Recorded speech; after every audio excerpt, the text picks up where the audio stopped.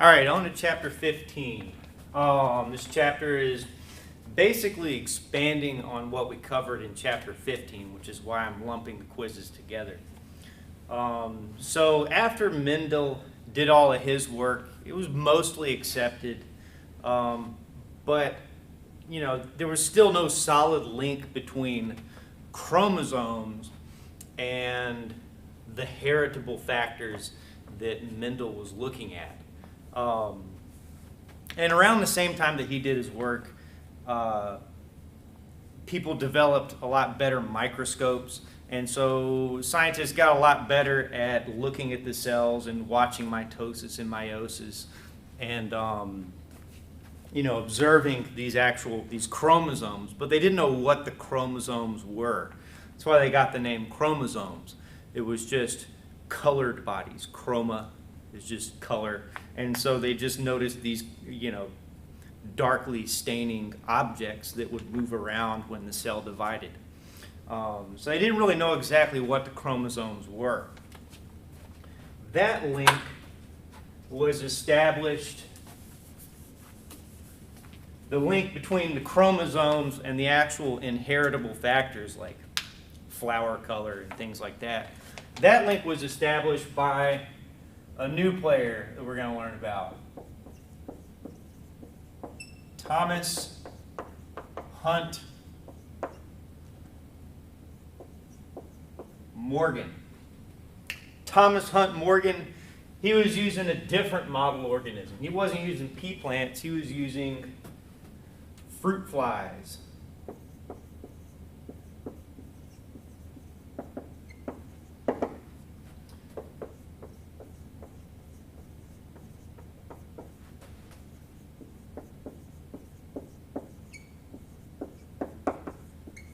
Drosophila melanogaster, just a common fruit fly. The same bugs that you see flying around your trash can when you don't empty it soon enough. And so he noticed that some fruit flies have white eyes and some fruit flies have red eyes. And so here's one of the first experiments he did. He took males that have white eyes and crossed them with females who had red eyes. Come on. Just a little bit about eye color in fruit flies. Red eyes, that's what we consider wild type. So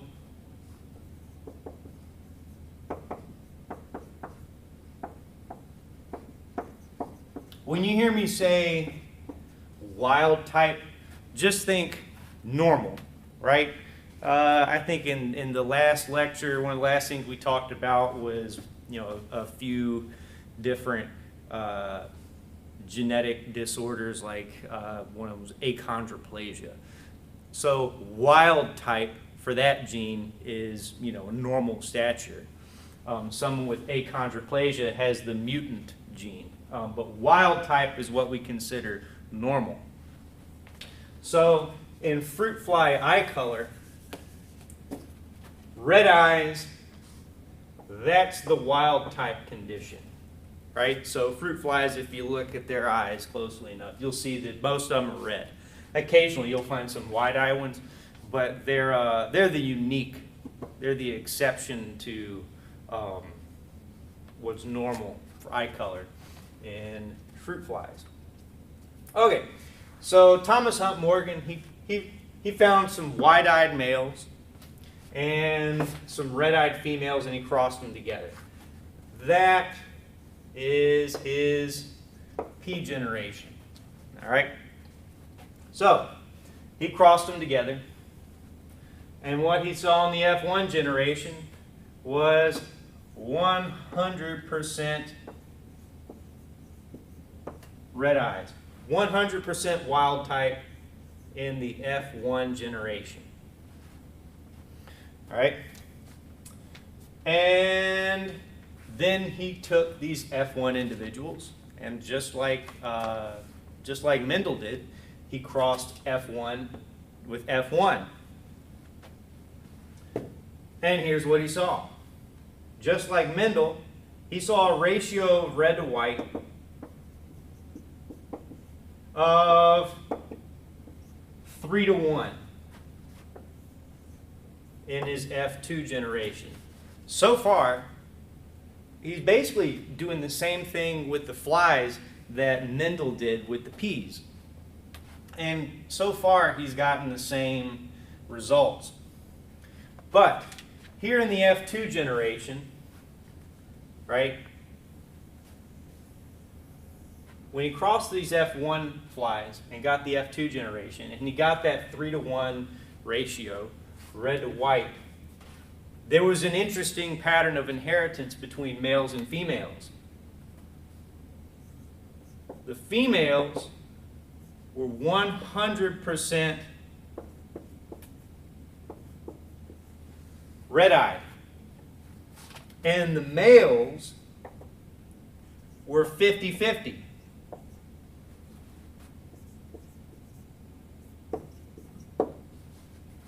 So all the females had red eyes in the F2 generation, whereas half of the males had red eyes and half of the males had white eyes. So that was not expected. So before we go into much detail about how exactly this happens, we're going to have to talk about sex and how sex is determined. And it's kind of complicated because it's different for a lot of organisms. We'll start with mammals, right? Because that's something you're probably familiar with. X's and Y chromosomes. So we'll talk about how sex is determined in mammals, and then we can go back to the fruit flies. Mammals, humans, right? That's us. Have 23 chromosome pairs. 22 of them are what we call autosomes. And an autosome is a chromosome that doesn't determine sex. So we have 23 pairs. 22 of those pairs have nothing to do with sex. They don't influence sex in any way. But we have one pair of sex chromosomes.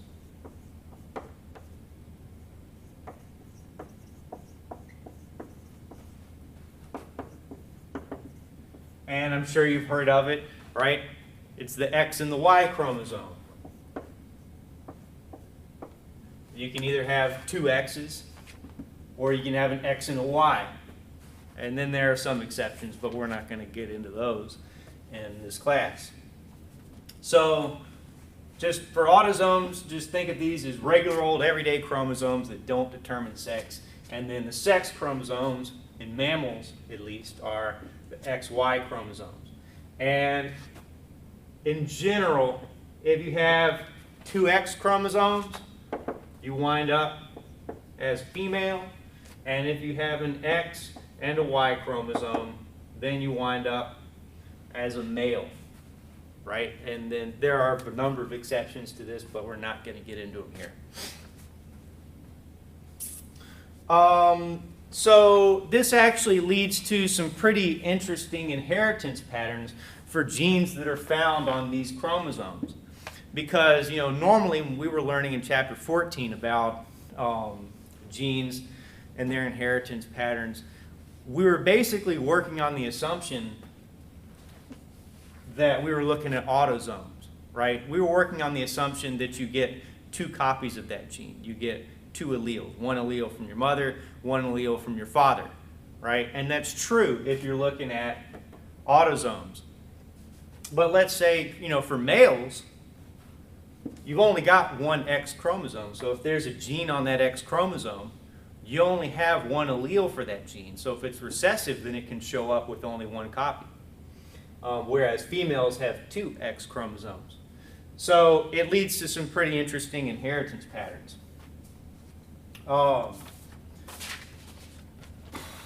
This method of sex determination is how humans do it. It's different in just about every animal, right? Some of them do it, bees determine sex by the ploidy of their cells. So they actually have, the females are diploid and the males are haploid. So there's a lot of ways to do it. And we're not going to go into all the different ways that sex is determined. We'll just leave it at this. And we're going to go back and we're going to talk about Drosophila. And Drosophila is a little bit different, but for the purpose of this conversation, it's close enough. So we're not going to go into the details of sex determination in Drosophila. Just know that it's close enough to what mammals do that we can just treat it as if it's the same for now. So, so for flies, just think 2 X's ends up as a female, an X and a Y ends up as a male. So we're going to go back to Morgan's fruit flies. And the trait that he was looking at was eye color.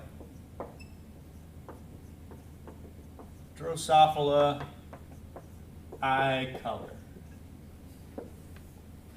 All right. The 2 eye colors are white and red. So for the eye color gene, there's one allele that gives them white eyes and another one that gives them red eyes. The white eye allele we denote with a W, and the red eye allele we denote with a W superscript plus. And here's where we run into an unfortunate convention. Drosophila, because Thomas Hunt Morgan had to be a special snowflake, Drosophila has a different method for reporting alleles and abbreviating alleles from every other organism that we look at.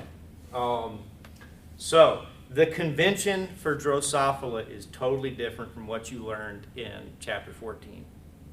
For Drosophila, the gene symbol, right here, is named after the first mutant phenotype that was identified, right? So for Drosophila eye color, normal is red, but the first mutant that was identified was white, right? Because white's the weird one. So the first mutant eye color that was identified was white. So that's why the eye color alleles have a W. All right? And then the superscript plus just means wild type. Plus equals wild type. All right? So W plus just means the wild type gene for eye color. And it's a W because the first mutant that was identified was white. All right? It's silly. I didn't come up with it. The white eye color gene is recessive. And the red eye color gene is dominant. Thankfully, we're just dealing with complete dominance here. I don't want you to look at that plus sign and think dominant. That's not what it means. Even though this is a dominant phenotype, this is the dominant allele, the plus just indicates that red is the wild type condition. So if you go out and you look at fruit flies, you're probably going to look at all red-eyed flies. Okay. So, let's look at his P generation and what he was actually crossing there. Let's do a Punnett square.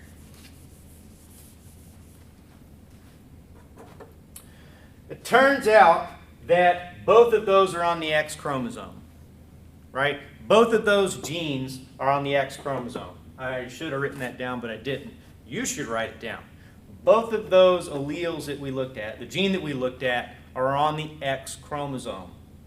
So, when we're keeping track of the inheritance of that gene, we need to keep track of the X chromosome.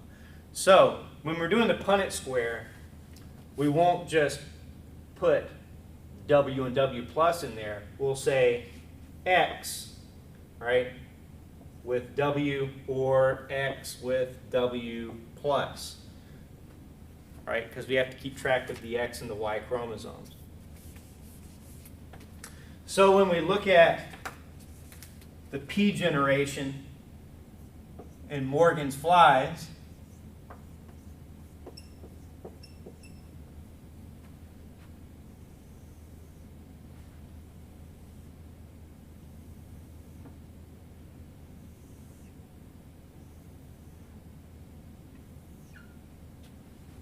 we'll put our female over here, and we'll put our male up here, right? We were crossing red-eyed females, true breeding red-eyed females, with true breeding white-eyed males. All right? So the true breeding red-eyed females had a genotype of XW superscript plus. For both. Move it over so you can see it.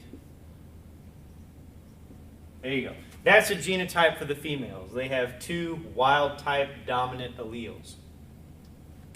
Males only have one X chromosome, and they had the mutant allele. The other chromosome doesn't have an allele for that gene because it's a Y chromosome. So here's the Punnett square for that cross. So you could fill it in, right? And you could even start just by doing the X and Y chromosomes. So half of the offspring are going to be female because they get XX, and the other half are going to be XY. So they're going to be males. All right? This individual is going to be heterozygous.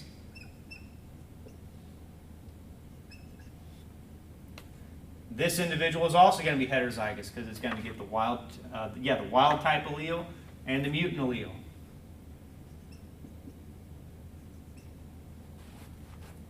All right? This individual is going to be red-eyed because it gets the wild type. And that's the only allele that it gets. This individual is also going to be wild type.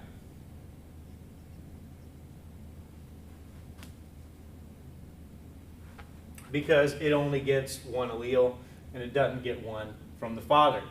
So these are the genotypes that showed up in the F1 generation, right? All of them had red eyes. This one was heterozygous, right? Since it's heterozygous, the dominant allele shows up. It's red-eyed. Again, this one only got one allele. It's the red allele. This one only got one allele. It's a red allele. And then this one also only, it's heterozygous, so it ended up with red eyes. So all red, or,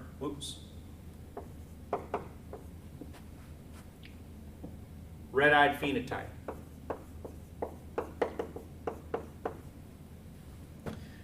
And all of the females were heterozygous.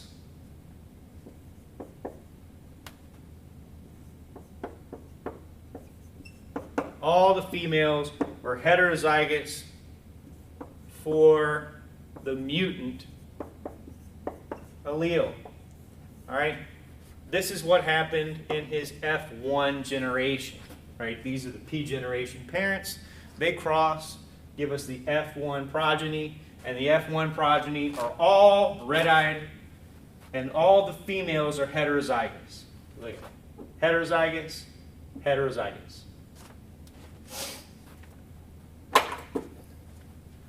So now,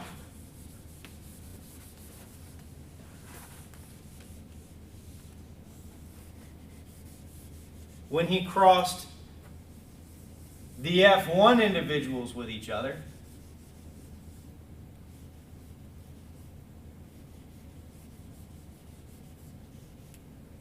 I'll just start over. All right, so now when he crossed the F1 individuals with each other,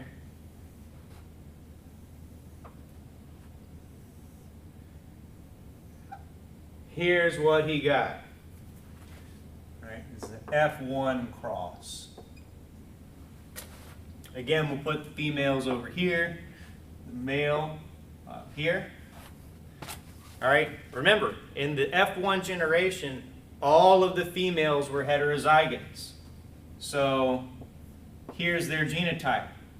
One with one X chromosome has the wild type allele, and the other X chromosome has the mutant allele. For the males, all the males had this genotype. All right, you can go back and check. All the males had this genotype. So now when we fill in our Punnett square,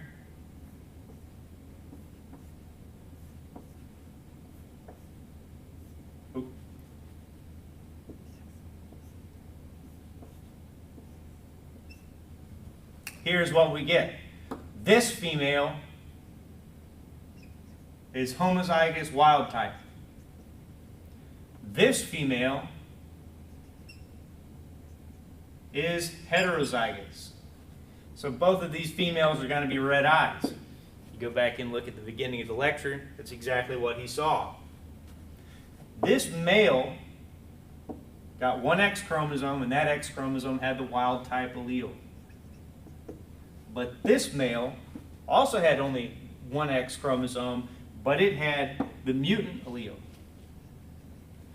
So this male ended up with white eyes, where everyone else ended up with red eyes. Right? So here are your females, all red eyes. Red-eyed female, red-eyed female. But here we've got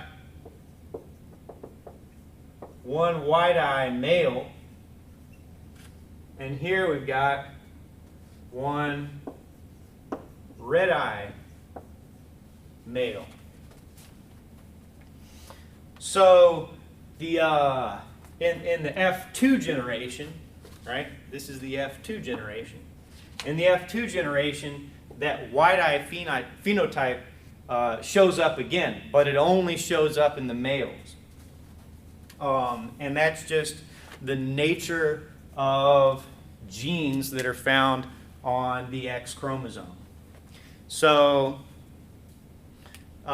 this gene, right, the eye color gene, is an example of what we call an X-linked gene. An X-linked gene is just a gene that's found on the X chromosome. And in organisms that determine sex via X and Y chromosomes, this is the kind of inheritance pattern that you see for recessive alleles that are found on an X chromosome.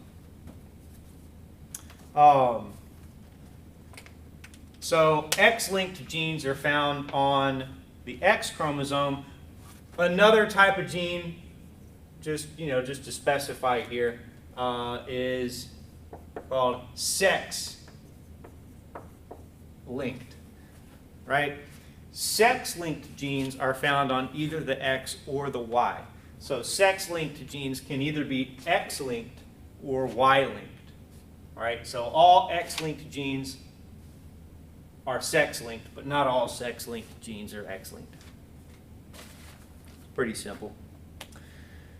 Okay. So there are lots of sex-linked genes. There are a lot of sex-linked genes, and most of them are on the X chromosome. And that's just because the X chromosome is bigger.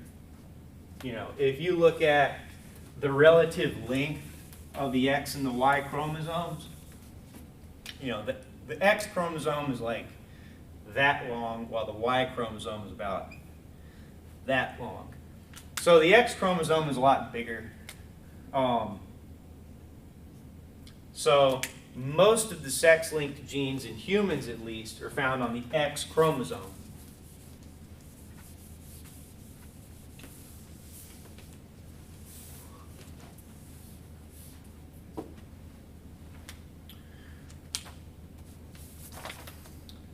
And it leads to some pretty interesting inheritance patterns. I do want to touch on this idea of homozygosity, right?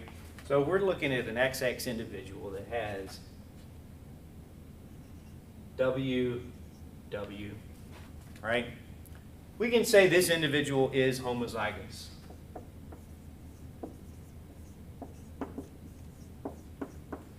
Right? Because it has two of the same allele. It has one wide-eyed allele and then another wide-eyed allele. So yeah, that's homozygous. That's nothing new for you. But what about this individual right here?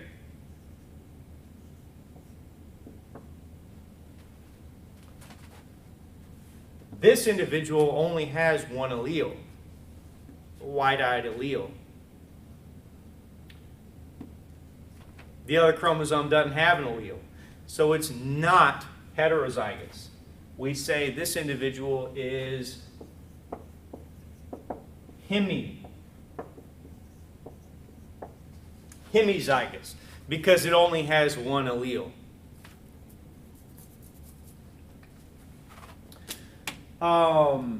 Yeah, so there's a lot of X-linked disorders, a lot of X-linked recessive disorders.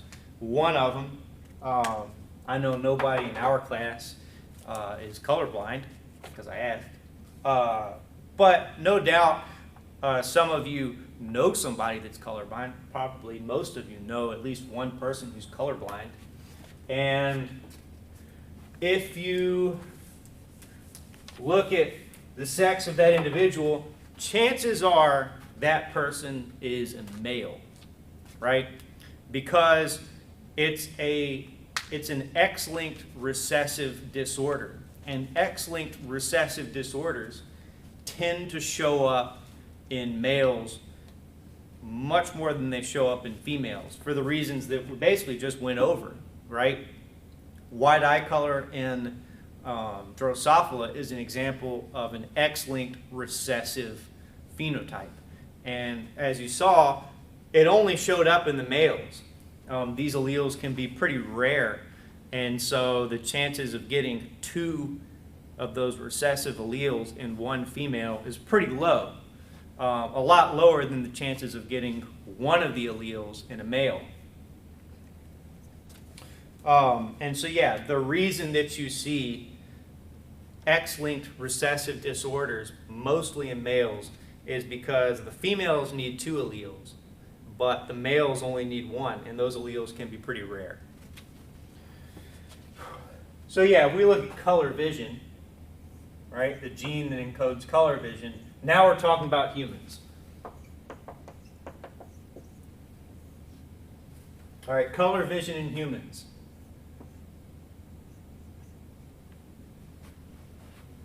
That will give you normal vision. So now we're back to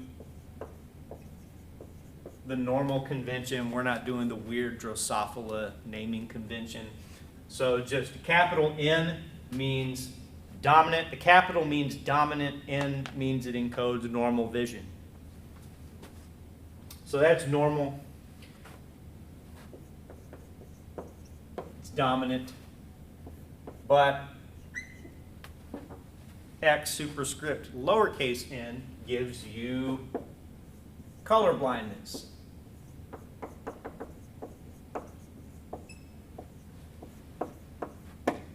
There we go.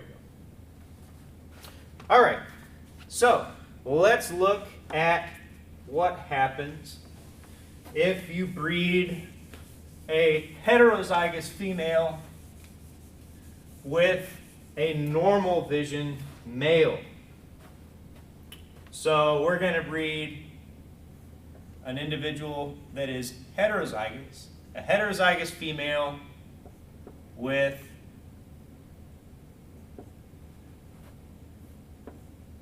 X's throw me off. There we are. A normal male, right? That's easier to look at. There's a cross we're doing. We'll do a Punnett square. Oops.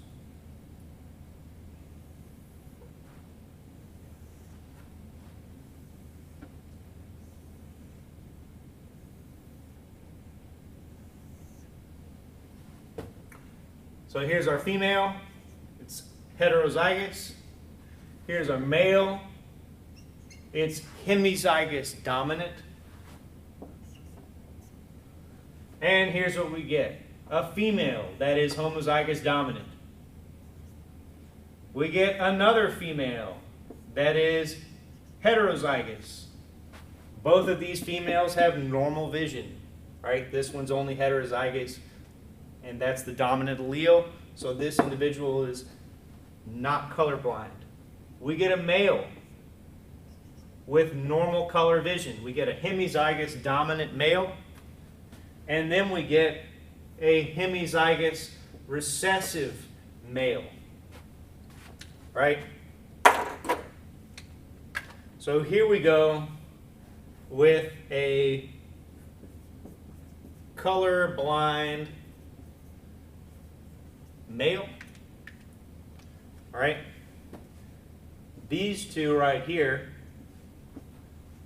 are totally normal, right? They don't have the colorblind allele. This individual right here is what we call a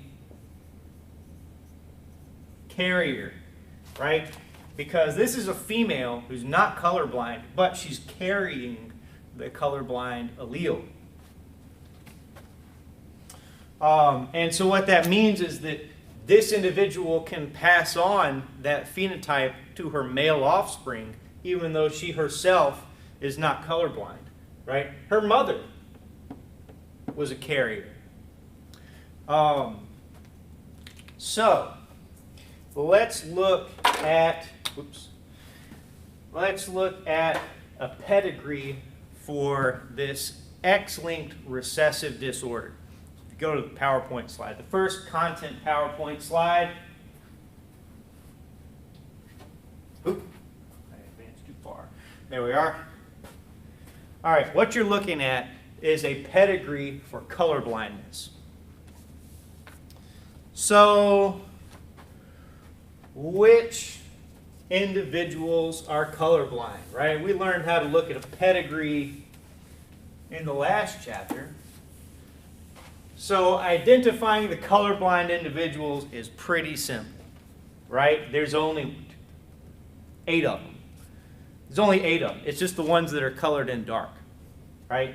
So the shaded in individuals, they're the ones that have the trait that you're looking at. So there's individual 2-3.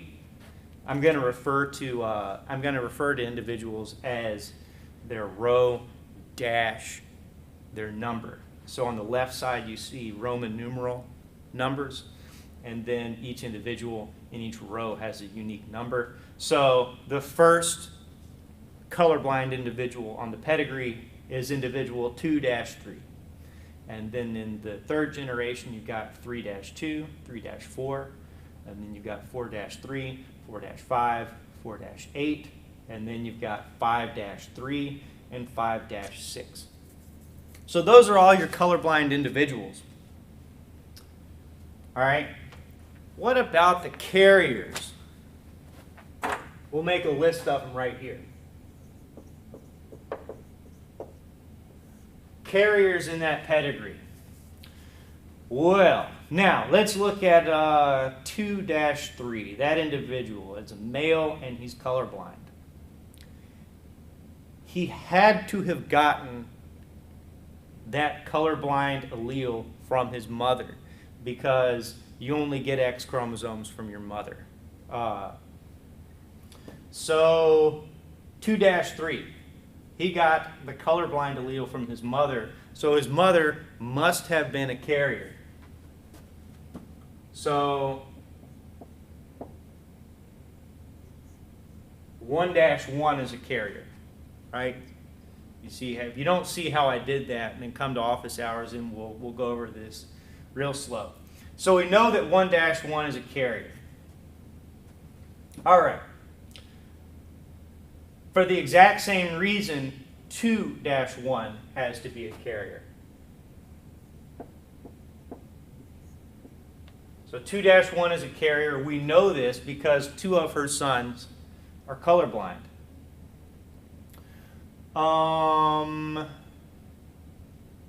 We know that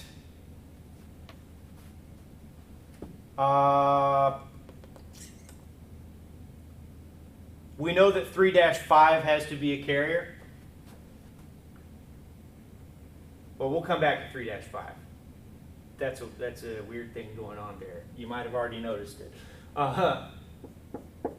2-5 has to be a carrier, right? Because if you follow the female offspring down, 2-5, she's normal, right? And she has 3 non-colorblind children. But if you look at 3-5, right? 3-5 is a female with normal color vision, but she has a female offspring that is colorblind. So that female offspring had to have gotten 2 recessive alleles. One of them came from the father, and one of them had to come from 3-5. So 3-5 is a carrier. And this is actually a really good example of what can happen if you keep it in the family. Because, you know, we said earlier that X-linked recessive disorders tend to only show up in males because the alleles are very rare. But here's an example of 2 cousins getting together and mating, and the result is that you get kind of an anomaly, an X-linked recessive phenotype female. So anyway, 3-5 has to be a carrier, and for the exact same reason, 3-7 has to be a carrier as well. If you look at 3-7, she has 2 colorblind offspring, 2 colorblind male offspring, had to have gotten that recessive allele from 3-7. So 3-7 is a carrier. 4-1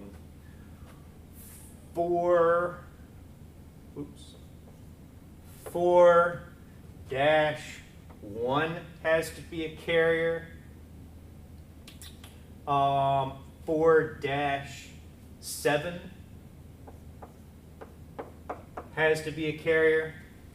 And those are all of the definite carriers. There may be a few more, but those are the only ones that we know for absolute certain have to be a carrier.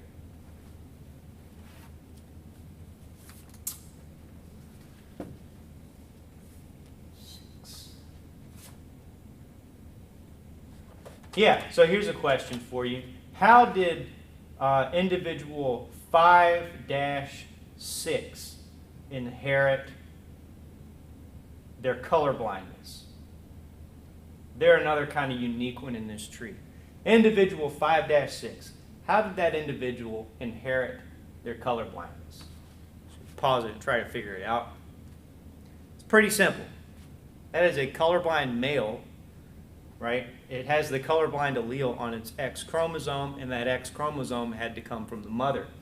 So that individual actually inherited his color blindness from individual number 4-7, which was, it's a different allele from the one that came from the father. So individual 5-6 did not inherit the color blindness from his colorblind father, as you might assume, right? He had to have inherited it from individual 4-7, this one right here.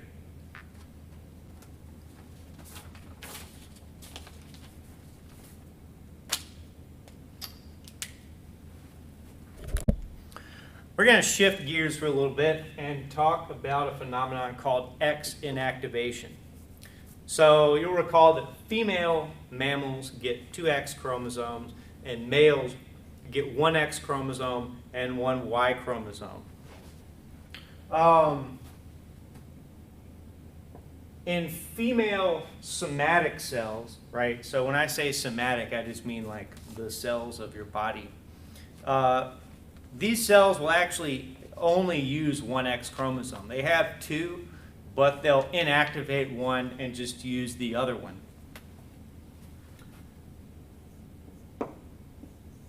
So the female cells inactivate 1 X chromosome, right? And then they'll just use the other one, because they've got 2.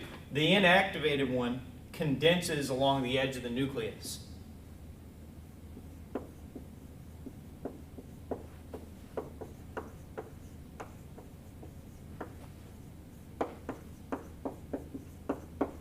So the inactivated X chromosome will condense along the edge of the nucleus. And you can actually see it if you look at the cell. Go to the next slide. You can see it in the nucleus. It shows up as a little dark staining spot. So you can look at that cell right there. Right in the center of the picture, there's a nucleus. And in the top left, on the top left edge of that nucleus, there's a little dark staining spot. That is what we call a bar body.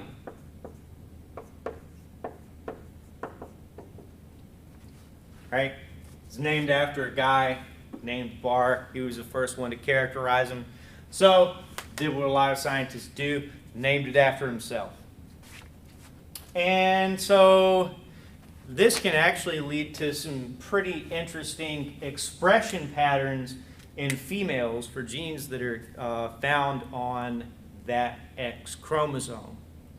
Because this X inactivation will happen very early on during development. I mean, I'm talking about when you're just a clump of cells, you know, just maybe 100 or so cells.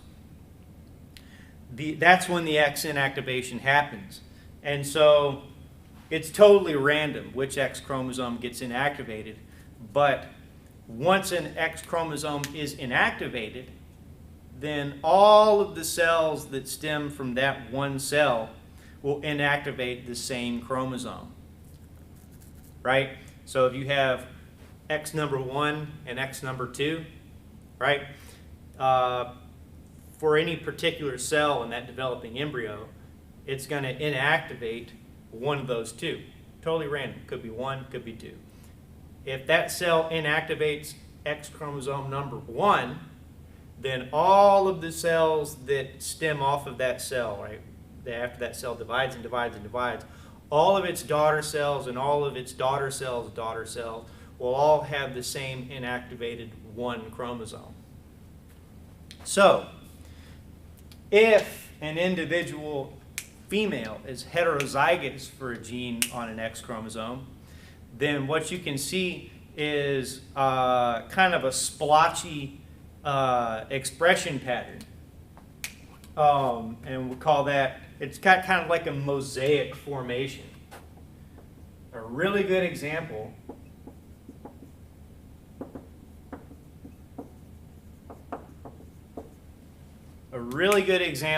of this mosaic formation that comes from X inactivation is on the next slide, calico kitty cats. All right? If you have a calico kitty cat, I'm going to go out on a limb here, it's probably a female. Because that coat color is on the X chromosome, and very early on during development, one of the X chromosomes gets inactivated, and so all of the cells, all the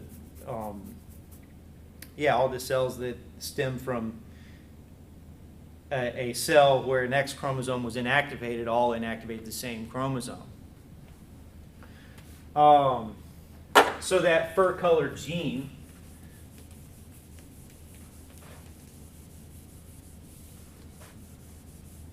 right? We'll write out the alleles for it.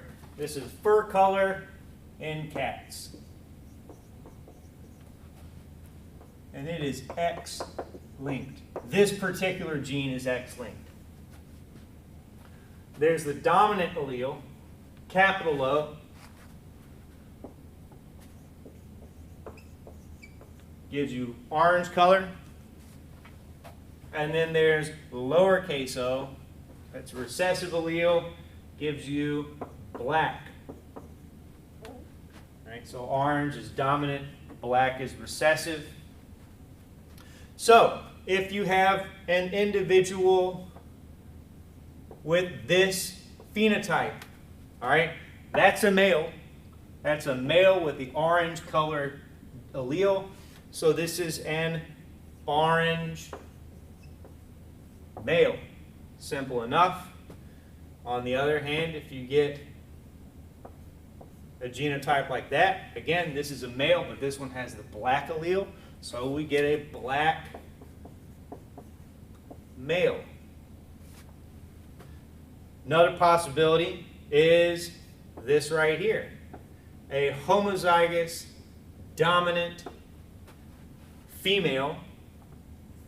This will end up as an orange female. Still pretty simple. You could also have a homozygous recessive female. That'll give you a black female. But what if a female is heterozygous? And they end up like this. Because of the mosaic pattern of the X inactivation, there will be splotches. There will be portions of that female that express the orange allele, and then there will be parts of that female that express the black allele. And that's exactly what you see in this picture right here. That cat has certain areas where the orange allele is expressed and certain areas where the black allele is expressed. So this is how you get that tortoiseshell female.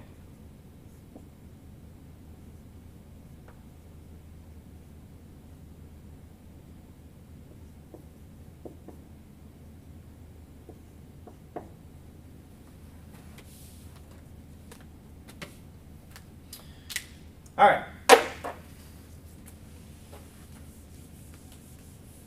So that does it for X-linked genes. So now we're going to move on to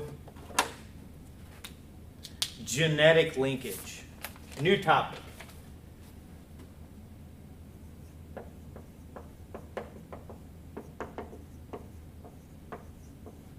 Genetic linkage. Don't confuse this with sex linkage. Totally different thing. Genetic linkage is not sex linkage. It's a whole new topic. And to talk about this topic, we're going to introduce two new Drosophila genes. So we're back into our fruit flies.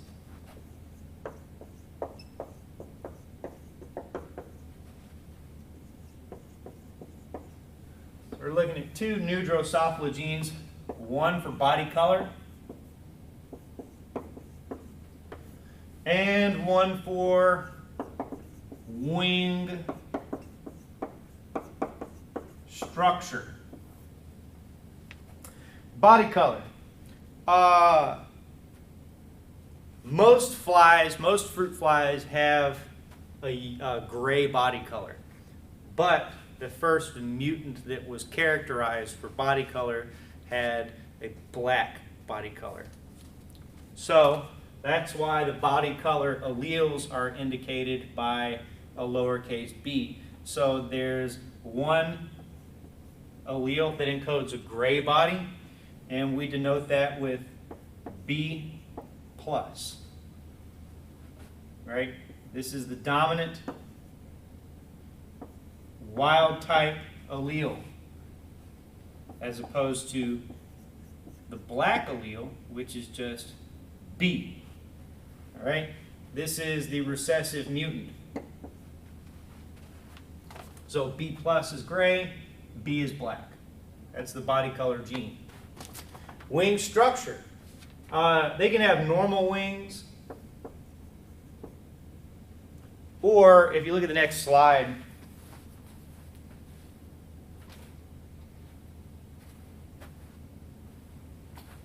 they can have normal wings, or they can have what we call vestigial wings. The fly on the bottom right there has these little bitty flappy wings that they can't fly because their wings are stunted, their growth is stunted. They don't grow the full size wings. So there's normal wings and there's vestigial wings. Obviously, the normal wings is the wild type and the vestigial is the mutant. So we indicate the alleles with VG and VG plus for normal, because plus is the wild type. So again, this normal allele is the dominant allele and it is wild type. Vestigial is recessive. All right. So Thomas Hunt Morgan, right, this fruit fly fanatic, tended to notice, well, he noticed that the body color gene and the wing structure gene tended to be inherited together, right? He noticed that he just picked up on a pattern of inheritance that showed that these two genes tended to be inherited together. All right, they were linked. And here's how he showed it.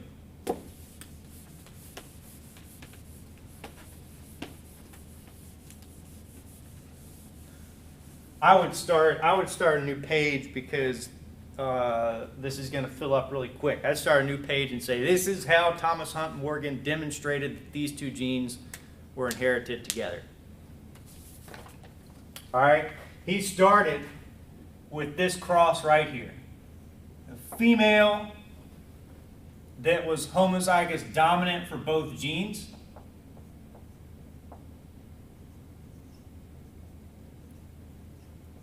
All right, a female that was homozygous dominant for both of these wild type alleles. And he crossed that with a male who was homozygous recessive.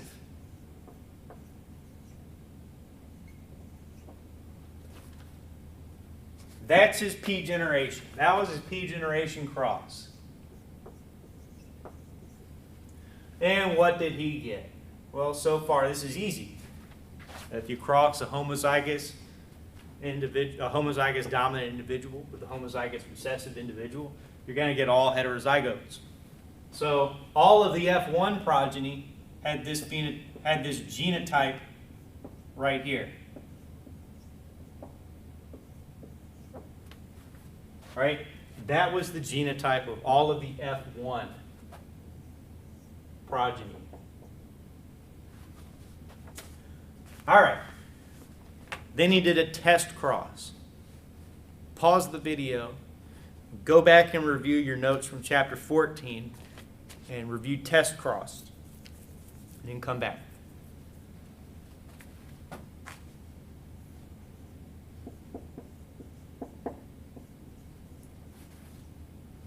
So, a test cross is just a way, yeah, you just take an individual and cross it with a homozygous recessive individual. So when he did a test cross with one of these individuals, he took one of these F1 individuals and crossed it with an individual with this phenotype here.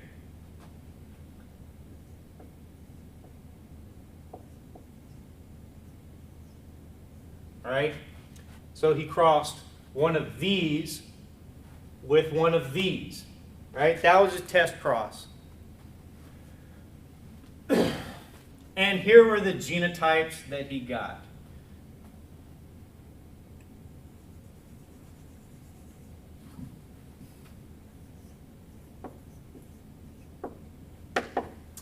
The genotypes that he got. Well, it's pretty easy to figure out. He would have gotten some that were heterozygous for both. Right? He would have gotten some that were homozygous recessive.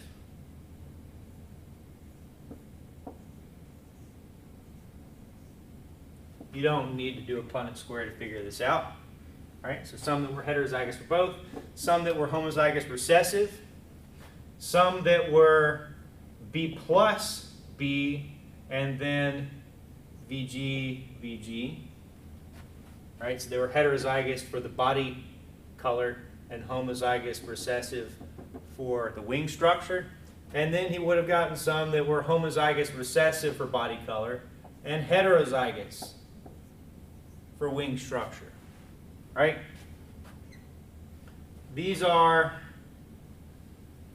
the only 4 genotypes that you can get from this cross. Right? So let's look at the phenotypes that he would have gotten here.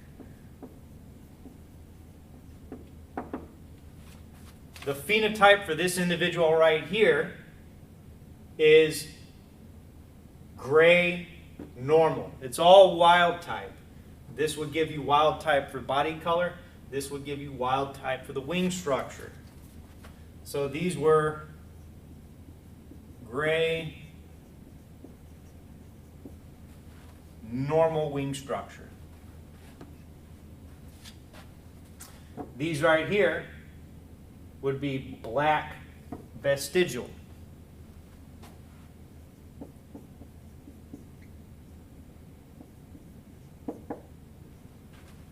Well, I'll do a slash to keep this easy to look at. These right here would be gray vestigial.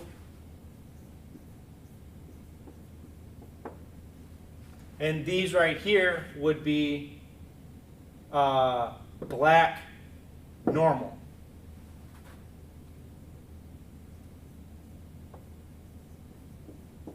All right, see that? So these are the 4 genotypes that you get, and these are the 4 phenotypes that each of those genotypes would give you from this test cross.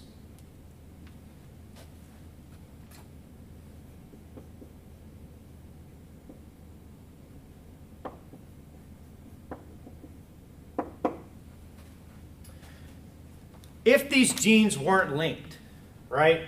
If these alleles assorted independently during meiosis, what would be the ratio you would expect to see here?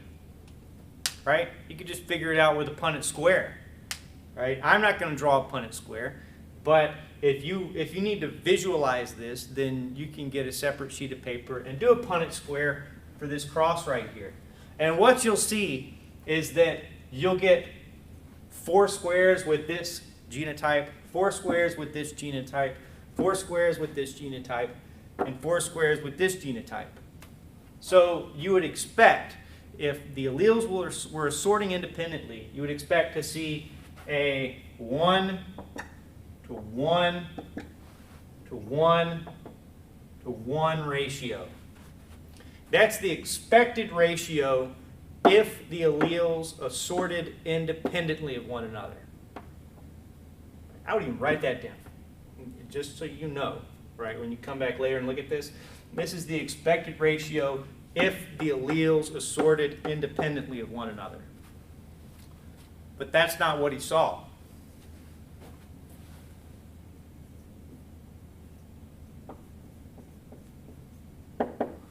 Here's what he actually observed. These were his numbers. He saw 965 gray normals, 944 black vestigials, 206 gray vestigials, and 185 black normals. So how does this actually show that the two genes are linked? To answer that question, you need to look at how the F1 generation inherited its alleles and how the F1 generation passed them on. So you need to look at the combinations in which the F1 generation inherited its alleles for these two genes, and then the combinations in which they passed them on. So, let's look at the gametes that were produced by the P generation and then the gametes that were passed on by the F1 generation.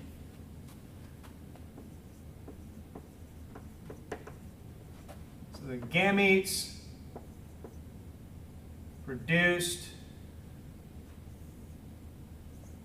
by the P generation female. All right, what gametes were produced by the P generation female? This individual here. Well, there's only one, B plus and VG plus.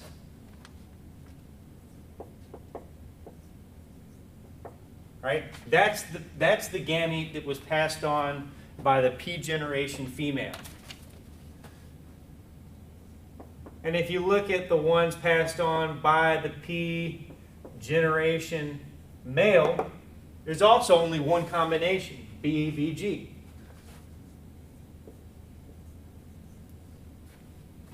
So these were the alleles that were received by the F1 generation. So when you look at the genotype of the F1 generation, you see both of these genes are heterozygous. They got a B plus and a B, and then a VG plus and a VG. But because we know what the alleles were that were passed on by the parents, by the P generation, we know that that allele, that B plus allele, was inherited in the same gamete as this VG. So these two were inherited together, and these two were inherited together. See? That was the female gamete, the female P generation gamete, this one right here. And then the male P generation gamete was this one and this one, right here. So those were the gametes produced by the P generation. All right, what about the gametes produced by the F1 generation?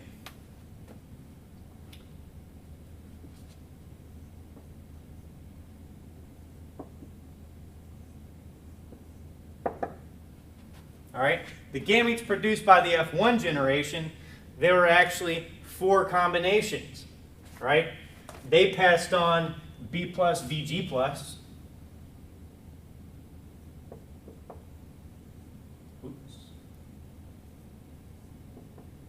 All right, that's one combination they passed on. They passed on BVG.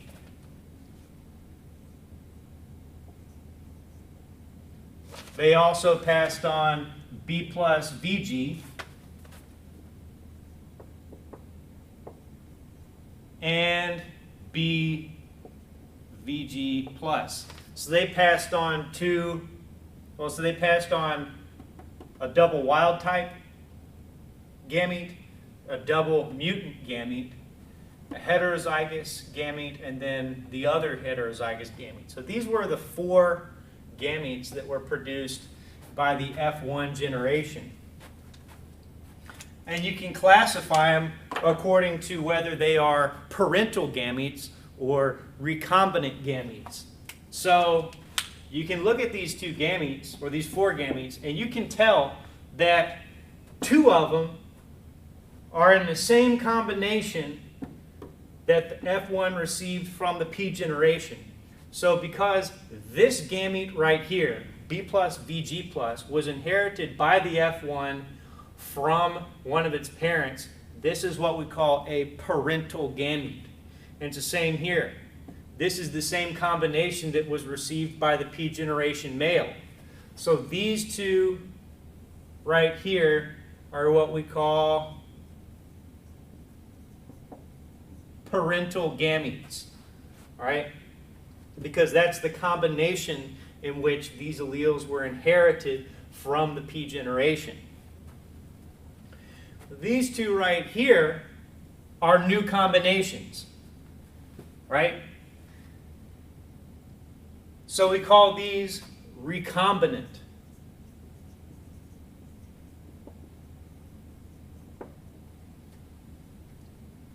So this is how the alleles were inherited from the P generation, and these are new combinations. And what Thomas Hunt Morgan showed was that these parental gametes were far more likely to be passed on by the F1 generation than the recombinant gametes. See, if an F1 individual passed on a B plus VG plus gamete in a test cross, what kind of genotype would you get? Right? Try and figure that out. If an F1 generation individual passed on a B plus VG plus gamete in a test cross with this individual, what would the resulting genotype be? Try and guess, try and guess. This one right here, right? So this right here is an example of what would happen if the F1 individual passed on a parental gamete, right? Here's what would happen if it passed on the other parental gamete. So these offspring got the parental gametes from the F1 generation, and these offspring got the recombinant gametes from the F1 generation. So for these particular genes, what this shows is that individuals tend to pass on the alleles in the same combination that they received those alleles from their parents. Go listen to that again, right? Why? Why would they do that? The answer is because they are found on the same chromosome, right? Morgan didn't know this at the time, but it turns out that the gene that encodes body color and the gene that encodes wing structure are both found on the same chromosome, and they're close enough together that they tend to get inherited together, right? Because they're on the same chromosome. And all those genes, you know, they are physically bound to one another on the same linear DNA molecule. So, yeah, Thomas Hunt Morgan didn't know that at the time, but he figured it out eventually, and we'll get to how in a little bit. But that does kind of raise the question, if they're found on the same chromosome, right? If these two genes are found on the same chromosome, why do you see any recombinant gametes at all, right? Why would you see these passed on by the F1 generation at all with any frequency if these genes are linked and they're found on the same chromosome, right? If they were perfectly linked, then you wouldn't see any of these individuals. So how did these recombinant alleles, or how did these recombinant gametes right here show up? We know they showed up. The question is, how did they show up? And if you know the answer, yell it out.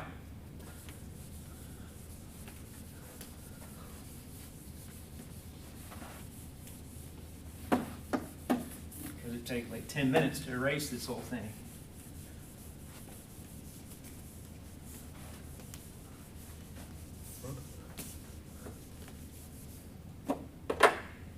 You're absolutely right. It's because of the crossing over. Good job. You've been studying. All right. Crossing over, go back and look at the meiosis chapter. All right. Crossing over is what happens during gametogenesis. Specifically metaphase 1, when the pairs of homologous chromosomes, or the pairs of sister chromatids actually cross over one another and mix up their genetic information. So crossing over during F1 gametogenesis.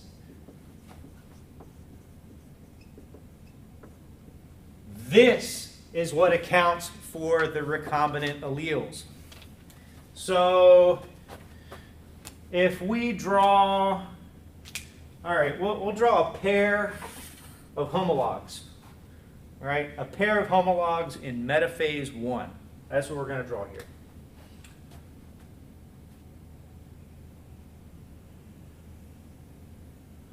Here's one.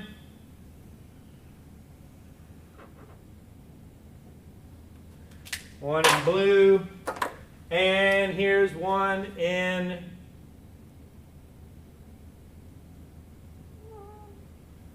red. So all of the F1 individuals in that cross that we just did are heterozygous for both of the genes. So they had inherited a B plus and a VG plus from one parent, and a B and a VG from the other parent. So on one of their chromosomes, they've got, let's see, VG plus and B plus, right? Same over here. This is just a sister chromatid. It's the same chromosome. So it's the same organization. And then on the other chromosome, they've got the mutant alleles. All right? So this is just where those genes are found on the chromosome. But because we know that crossing over is happening, let's see. We'll say crossing over happens right here. Right? So right here, the two homologs cross over, and then they basically share genetic information. So crossing over happens, and now here's what you got.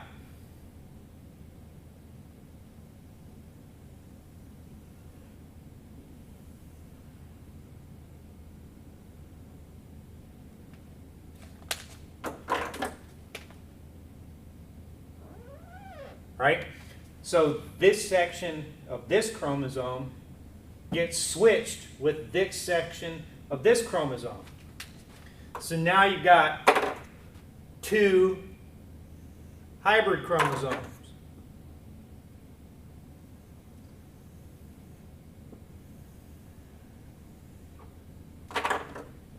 And so if you look at the arrangement on this chromosome, these alleles right here weren't changed. All right? Still B plus. All right? But this one right here, now what we're looking at, all right, you see what happened? This allele got transferred onto that chromosome, and this allele got transferred onto that chromosome.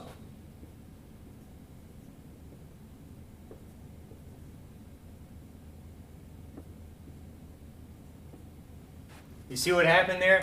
Now when this chromosome right here gets passed on in a gamete, when this chromosome or this chromatid right here gets passed on in a gamete, it's going to pass on a recombinant combination. It's going to pass on the wild type allele for wing structure and the mutant allele for body color. So that's how the recombinant alleles were created. So the gametes produced without crossing over, right? Without crossing over, it's just the parental, it's just the parental gametes, B plus and VG plus, and then BVG, right?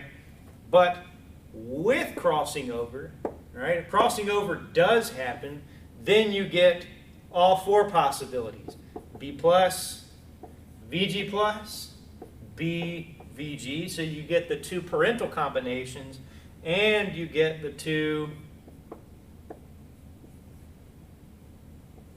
recombinant combinations. So,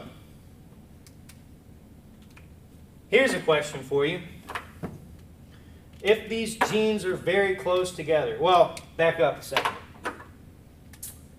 Understand that crossing over is totally random. It happens at just random points along the entire length of the chromosome. It's never just one spot. So, if crossing over is totally random, try and answer this question. If two genes are close together, would they show recombinant combinations more often or less often? Right? It's pretty intuitive. If the genes are really close together, then it's less likely that crossing over would occur between them. If they're very far apart, if they're on opposite ends of the chromosome, then it's almost guaranteed that crossing over is going to happen. So you can actually make inferences about the distance between these genes. You can make inferences about the distance between these genes by looking at the frequency of crossing over. If you see a lot of crossing over, then you know that they must be pretty far apart. If you don't see hardly any crossing over, then they must be very close together. So, let's go back and look at exactly how often that happened in Morgan's flies. All right, we're still talking about the same experiment.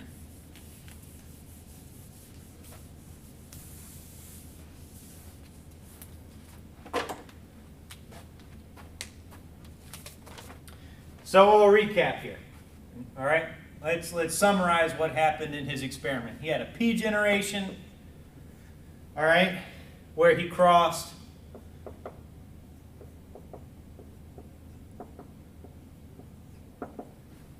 this genotype fly with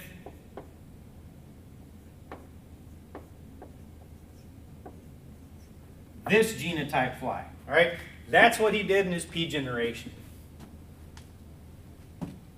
And then he took the F1 generation and he did a test cross. Right? So he took the F1 generation, which was all this genotype, right? And he crossed it with a homozygous recessive individual of this genotype, right? So that's what he did with his test cross. And the progeny from the test cross, right? The progeny from his test cross had 4 different genotypes. 2 of them got parental alleles from the F1 generation. So one of those was, B plus, B, VG plus, VG, right? So this offspring got a parental combination, and then the other parental combination was B, B, BG, BG, right? This individual got the other parental gamete. But then he also got these recombinant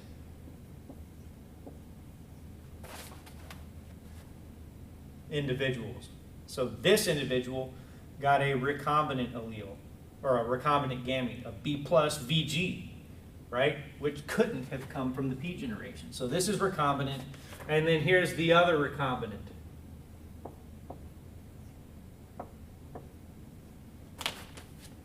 Right? So these are the 4 genotypes in the progeny of the test cross between the F1 generation and the homozygous recessive individuals.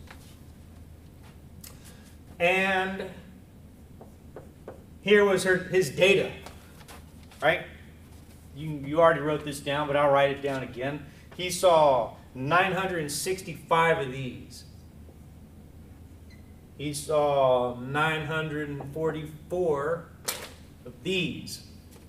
And then he saw 206 of these and 185 of these.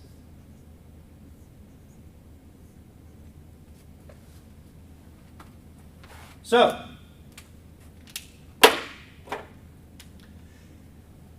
the total number of parental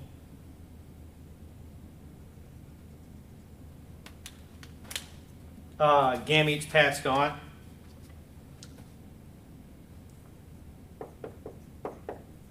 total parental type, just 965 plus 944, right? 1909. All right? So out of all the offspring from this test cross, 1,909 of them got the parental gametes from the F1 individual.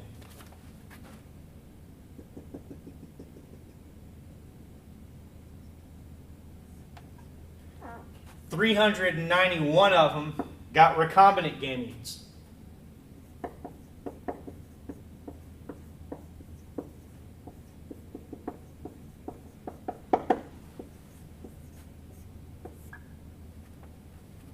So, you can calculate the recombination frequency thusly.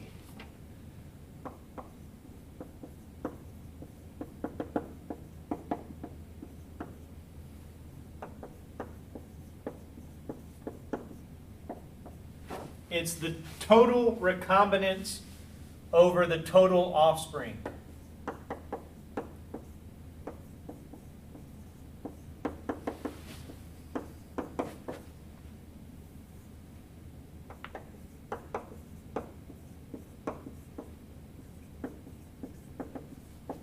Times 100, because it's going to give you a percentage. So in this case, it's our total recombinance was 391, and our total offspring, add this number to that number, it's 2,300 times 100, and that gives you 17%. All right, that's the recombination frequency. So that's the percentage of time that a crossing over event happens between those two genes.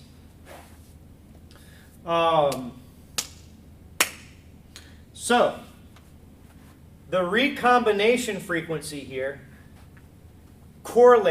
directly correlates with the distance between the gene loci, right? That's the plural form of this word. The singular is,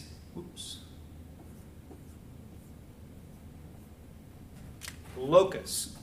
So a gene's locus is just its location on a chromosome, right? It's the spot on that chromosome where you can find the gene. So the distance between two gene loci correlates with their recombination frequency. If the loci are very far apart, then you'll see a lot of recombination between them. If the loci are very close together, then you don't see as much recombination.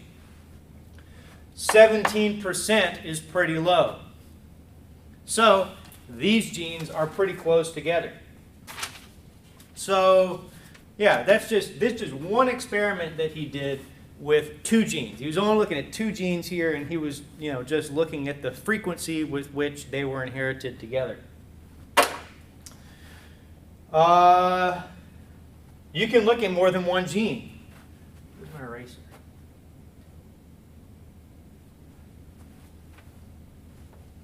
I had an eraser. There it is.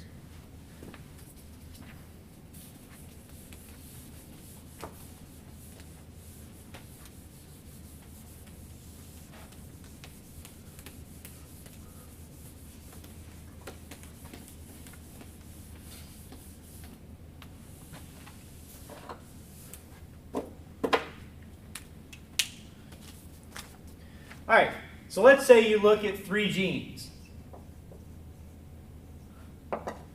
Gene A, gene B, and gene C.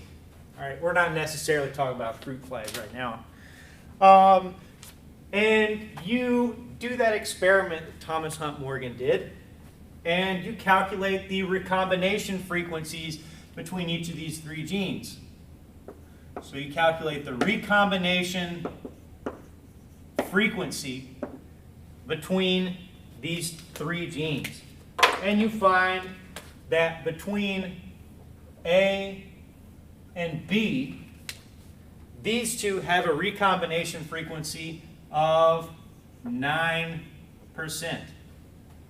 All right? And then between, I'm going to do different colors here. Between A and C, you calculate a recombination frequency of 17%.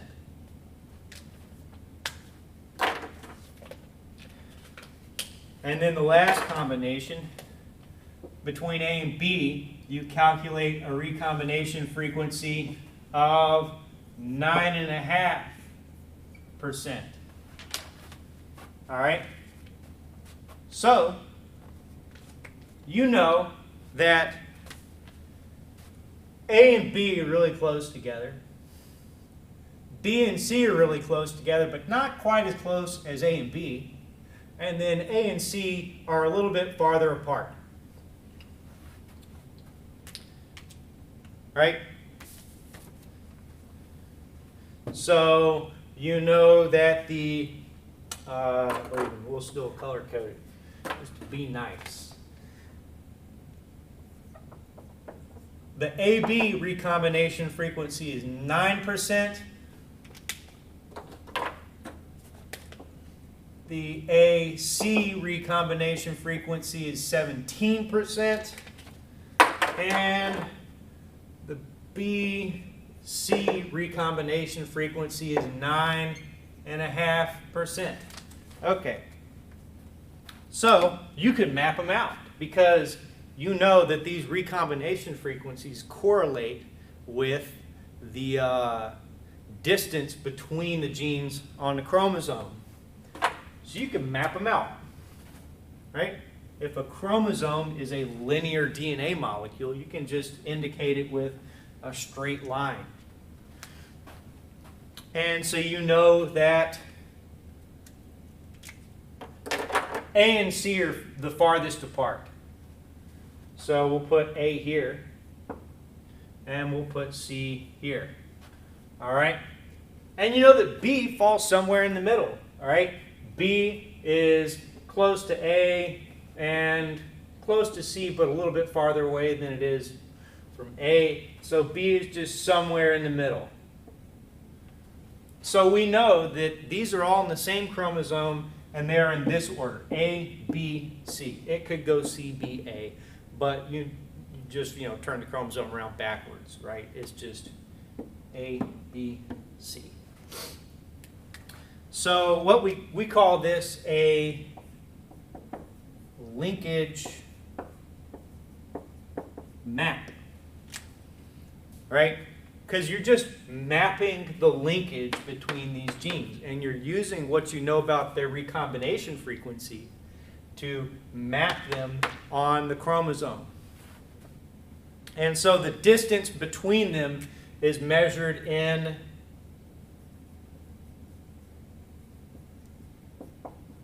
map units. All right?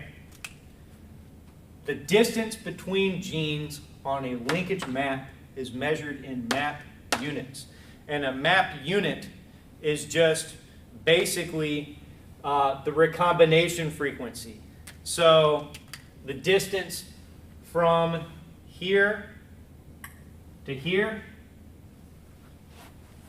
the distance between gene A and gene C is 17 map units.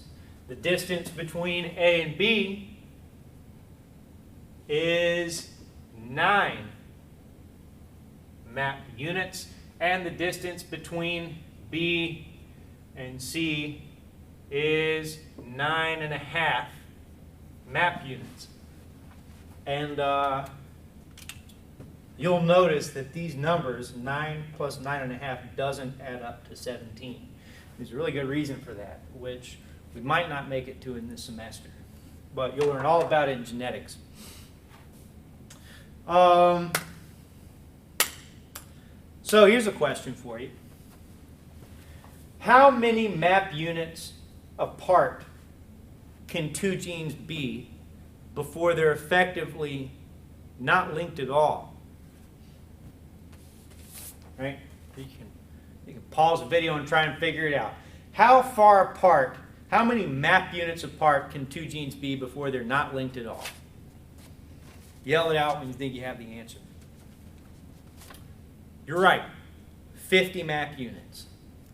Because if you see recombination between two alleles, or between two genes, 50% of the time, then what that means is that they assort independently of one another. Either they're so far apart on the chromosome that crossing over between them just becomes random, or they're on different chromosomes.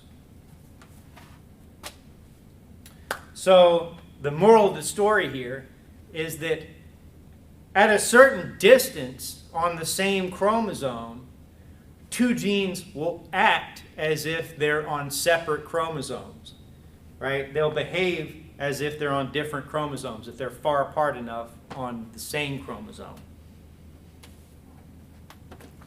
So if you have, let's say this is a complete chromosome here, and you have one gene right here and another gene right here, right? Two genes on the opposite ends of the chromosome. They're so far apart that crossing over might happen 6, 7, 8 times between them, and then at that point they would just assort independently of one another, and you would see crossing over half the time.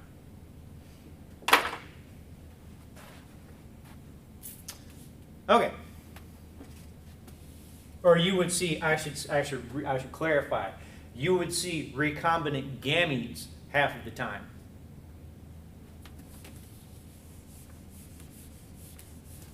Because crossing over is almost guaranteed to occur between these two genes because they're so far apart.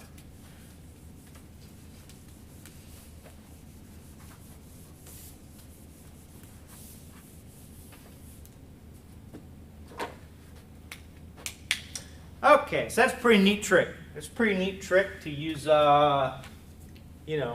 real-life breeding data to determine how close genes are on a chromosome.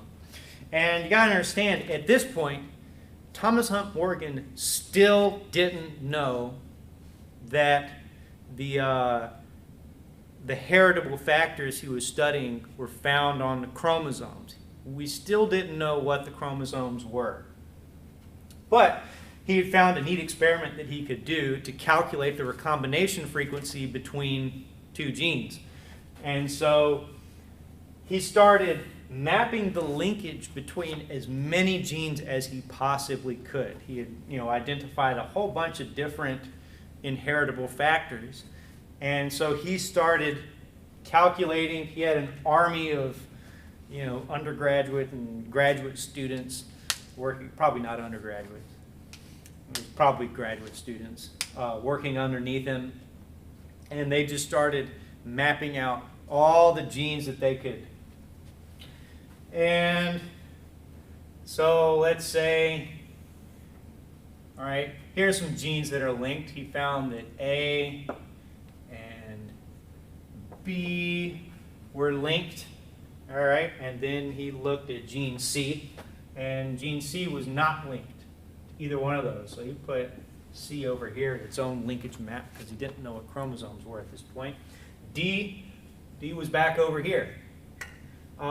E was on a new chromosome, and F.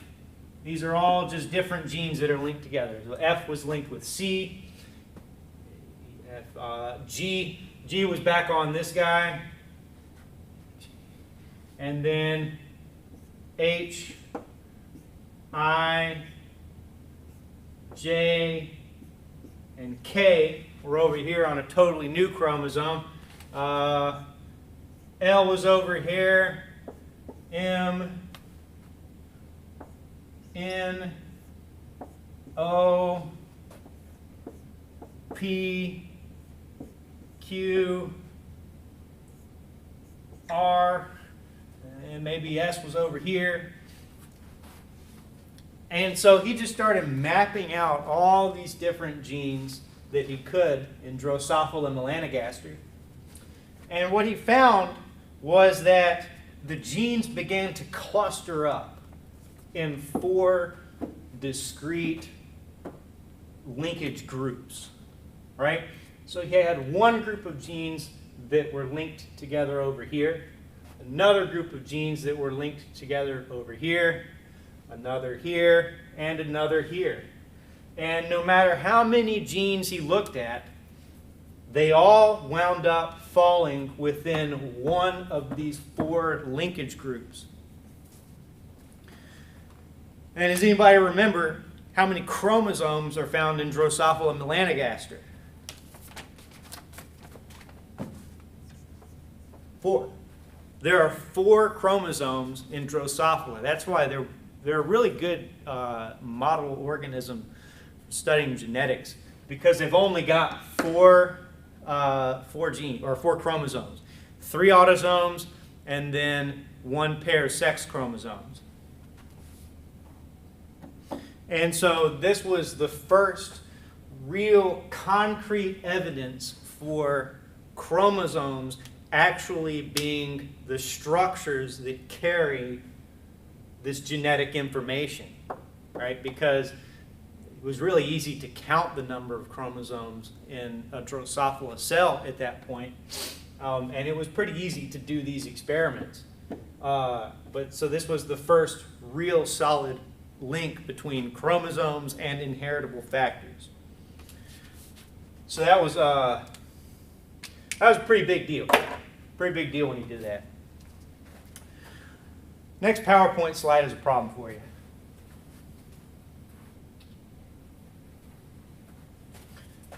Now here's a practice problem for calculating linkage.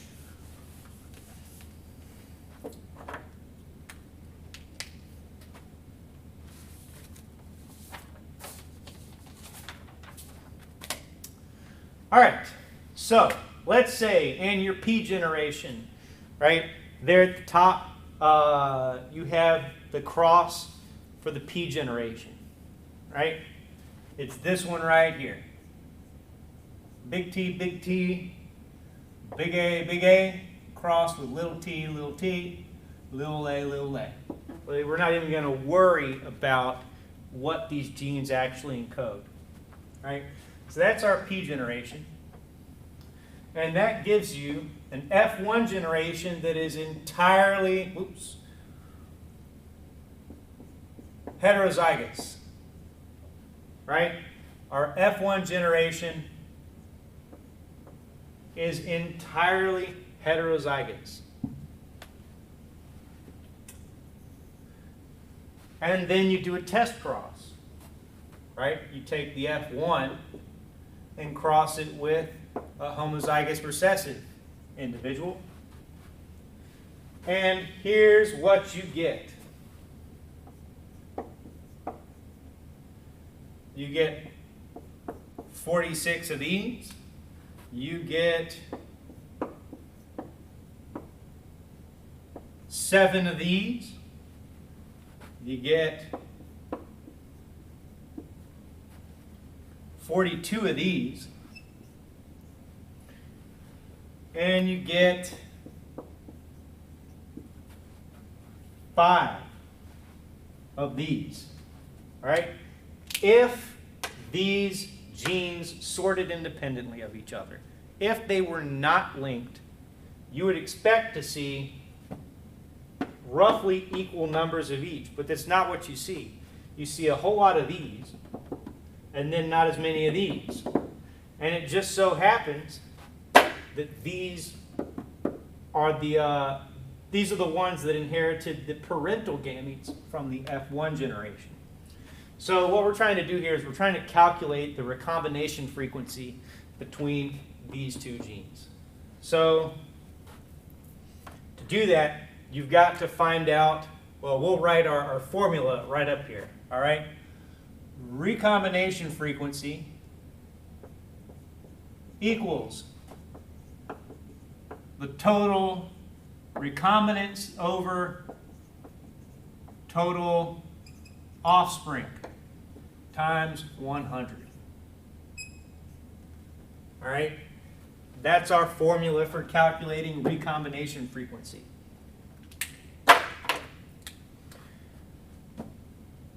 So we need to find our parental offspring and then our recombinant offspring.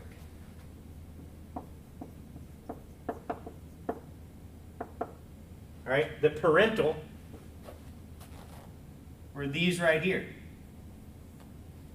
All right, this one got a parental gamete, and then this one got a parental gamete. So 46 plus 42 equals 88.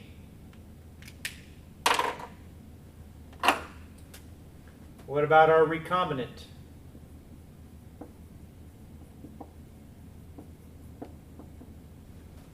Well, these individuals got a recombinant gamete, right? Because this combination, little t big A, was not passed on from the parental generation. So this is a recombinant gamete, and this is a recombinant gamete. So these are your recombinant gametes.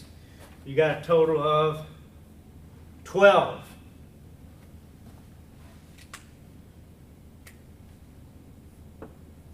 So our total offspring, you just add them all together, 88 plus 12, that's convenient. It's 100. All right. So we can fill this in. Our total recombinant was 12. Total offspring was 100.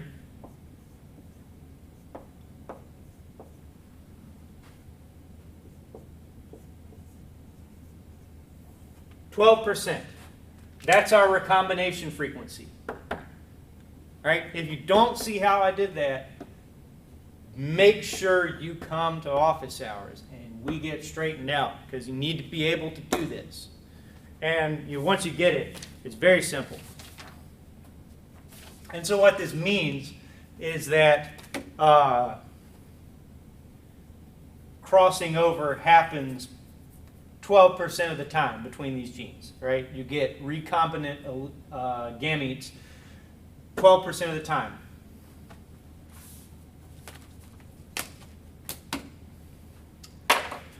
And that's about the hardest math problem you'll have to do from this chapter.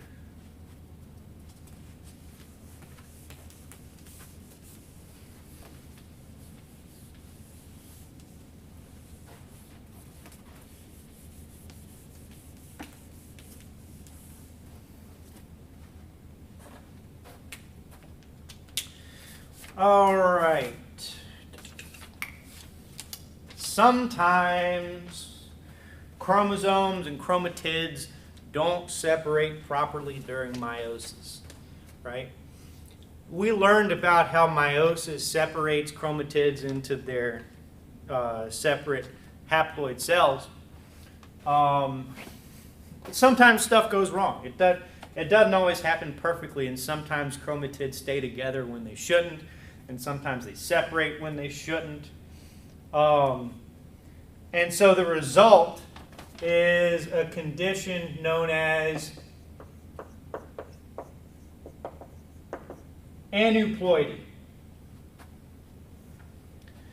This is when a zygote has an abnormal number of a particular chromosome. Write that down. This is when a zygote has an abnormal number of a particular chromosome. So, under perfect circumstances, a zygote would have 2 copies of each chromosome, right? That's when everything goes correctly, a zygote will get 2 copies of each chromosome. One from the mother, one from the father. If it only gets 1 copy of a chromosome, that is called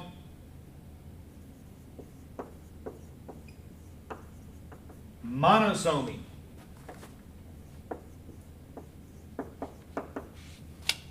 Right? If a zygote gets 3 copies of a particular chromosome, it's called trisomy or trisomy.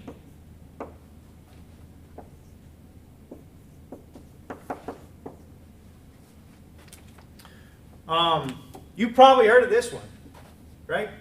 I'm sure a number of you probably know an individual with, there's the, let's see.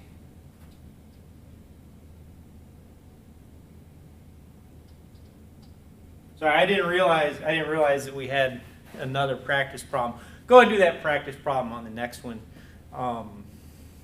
It's good practice.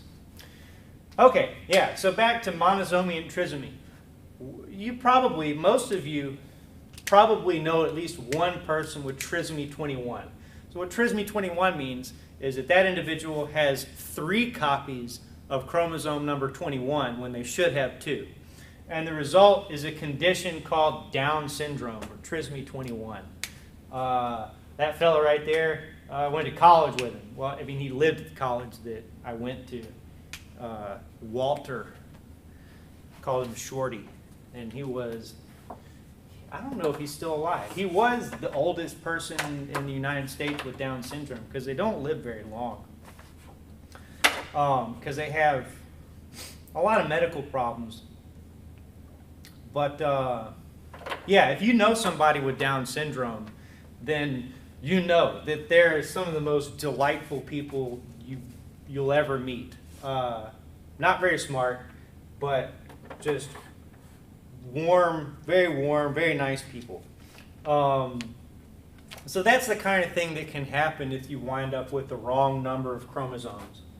Sometimes you can wind up with aneuploidy in sex chromosomes, and that actually leads to some pretty interesting results. The next slide is an example of Klinefelter syndrome. So this person ended up with 3 sex chromosomes, 2 X and 1 Y. So because they have 2 X chromosomes, they have a lot of female secondary sex characteristics, wide hips, developed breasts. But because they have an X and a Y, because they have that Y chromosome, they end up with male reproductive parts, and so they can be fairly ambiguous sexually, and they can be pretty tall. and have, various developmental abnormalities. So yeah, that's the kind of thing that can happen if you wind up with aneuploidy in your sex chromosomes. Last subject, while we're on the topic of chromosomes. If you remember way back when we were talking about mitochondria, and one of the unique things about mitochondria is that they have their own DNA, right? Because they're descendant from long, long ago bacteria, which were engulfed by another eukaryotic cell. And so yeah, bacteria have their own, or not bacteria, mitochondria have their own DNA. And that DNA is not divvied up the same way that it is, the same way as, just regular chromosomal DNA during meiosis. So how does that mitochondrial DNA get passed on from generation to generation? And the answer is via female gametes, right? You have the same mitochondrial DNA as your mother, right? Your father's mitochondrial DNA, it just hit the end of the line, right? All the mitochondria in a zygote came from the female gamete. The sperm's mitochondria just get thrown away. All the mitochondria in the developing zygote came from the mother's gamete. So that kind of leads to this idea of mitochondrial Eve. So mitochondrial Eve is basically just our closest common female ancestors. So if you take every human alive right now and follow their family tree up far enough, as you go back far enough, about 150,000 years, everybody is related. And so if you track it all back, eventually you'll get to one woman who is an ancestor to everybody on Earth. So all of our mitochondria ultimately came from this one individual. It's not to say that she was the only woman alive at that point, which is ridiculous. But eventually everybody's lineage can be traced back to that one individual. And so all of our mitochondria ultimately come from this one individual. And so that's the end of this chapter, end of chapter 15. So by now, hopefully you see why I lumped 14 and 15 together as far as the quiz goes. Because 14 really was kind of an incomplete picture of the inheritance subject. So yeah, study, study, study.